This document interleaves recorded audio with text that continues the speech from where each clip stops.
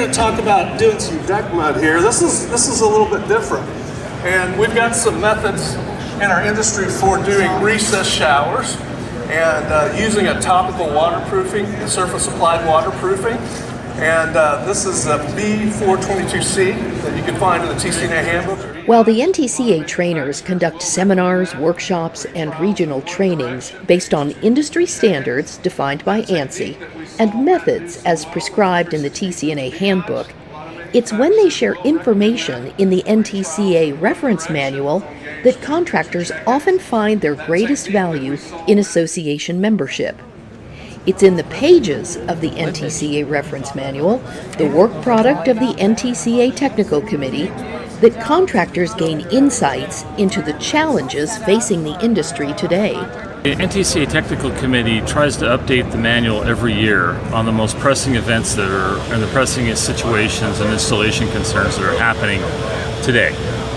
And so after the reference manual has been published in July, the trainers take the reference manual and go through and see what the most important things that have been updated, or even the most important chapters in the reference manual, and bring those chapters and those situation and installation concerns to tile contractors and tile installers across the country.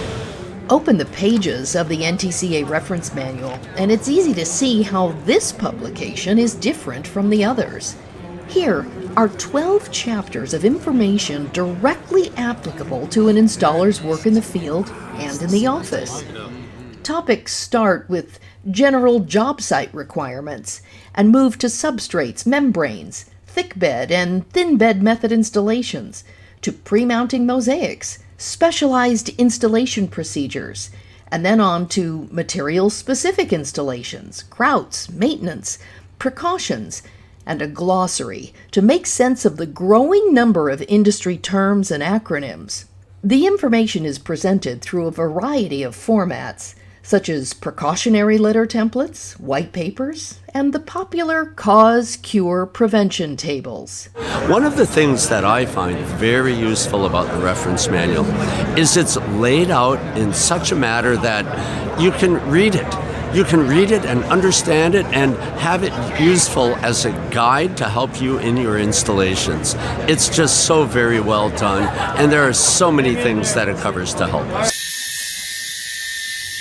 It is often the case that when an installer has an unconventional issue in the field, that the concern is brought forward to the NTCA Technical Committee. The regular meetings are open to members and other industry professionals.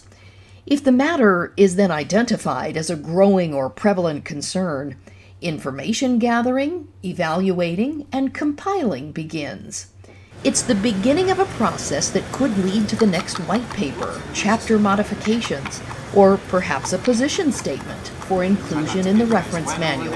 Throughout the year and at the end of our meetings, we assign work to subcommittees, and those subcommittees throughout the year do a lot of work. We come back, approve it, and that work goes into the reference manual.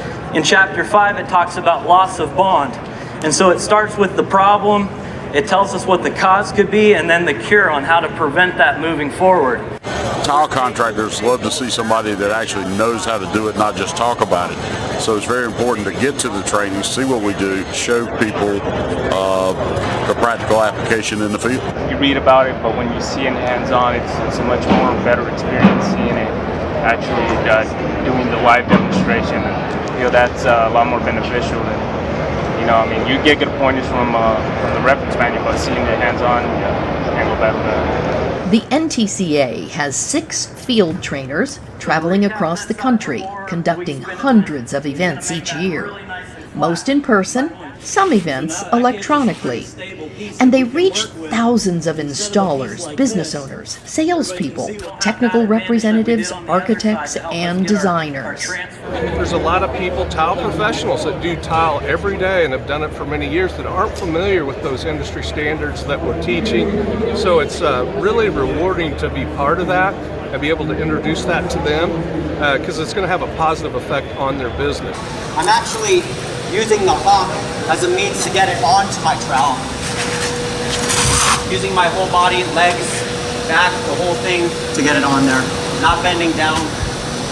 I found a lot of value in it and enjoyed getting to work alongside them as very competent installers and instructors, teaching to the industry standards. And there were areas that I felt I was pretty proficient in, but was still picking up little tips and tricks from them that was very, very beneficial. The NTCA reference manual boasts more than 300 pages of information, all contributed through the hard work of highly skilled contractors, manufacturers, associations, consultants, distributors, NTCA staff, and emeritus tile industry experts. It's a massive publication, having grown from its original 40 pages in the 1980s. Today, the committee has nearly 60 members who bring expertise from their professional lives as well as experience on ANSI and TCNA handbook committees to the table.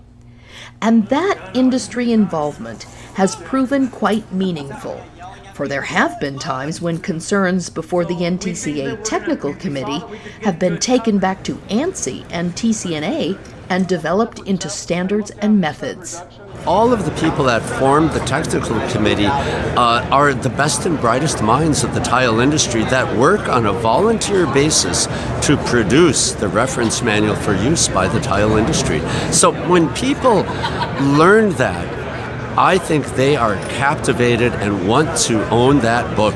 With the vast offerings of tile products in today's marketplace, the advancements in setting material systems, and an appreciation for knowledge and craftsmanship required in the trade, the NTCA reference manual will no doubt continue to evolve with the industry. All right. Thank you, guys.